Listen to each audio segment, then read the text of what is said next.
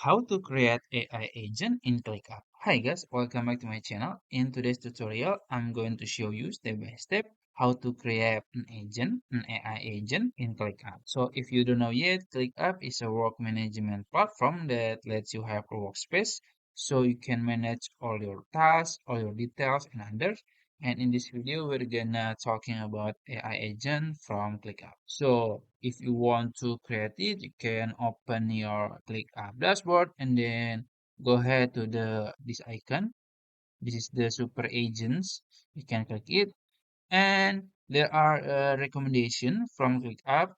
If you want to try it, you can choose it. Let's say I'm gonna choose this one, project manager. You can click it.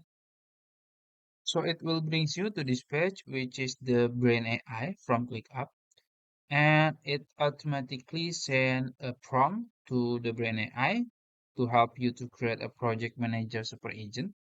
And so first you have to choose the automation trigger. So which task automation events in location should trigger your project manager super agent. So you can choose to task created, status change, priority change, command is edit, or something like that. So let's say I'm gonna choose task created. So when task created, it will trigger the super agent. So let me send it this one.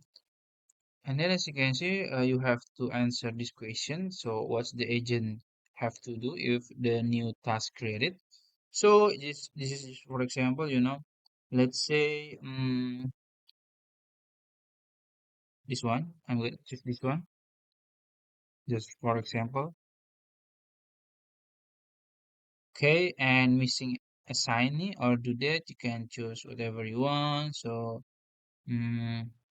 one I have these few details, these two details, I will set up the project manager. So let's say I'm gonna, comment only, and then, oops, and then this one maybe, this one, just for example, And then one last thing is key project list. So which of these could your project manager super agent focus on for its automation? So let's say I'm gonna choose all of them. So all of them. And finally, it's done. As you can see, you can test, edit, or add more automation. And this is your project manager super agent. There are the description or the role and the objective and the capability scope. You can read it.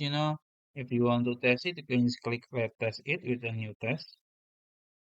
So this is the trigger, and then there is the tools, and there is the knowledge and memory.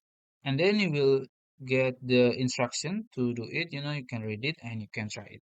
And also, if you want to try create another super agent, you can just repeat the process. So I think that's it. If you found this video helpful, please like this video and subscribe to my channel. Thank you.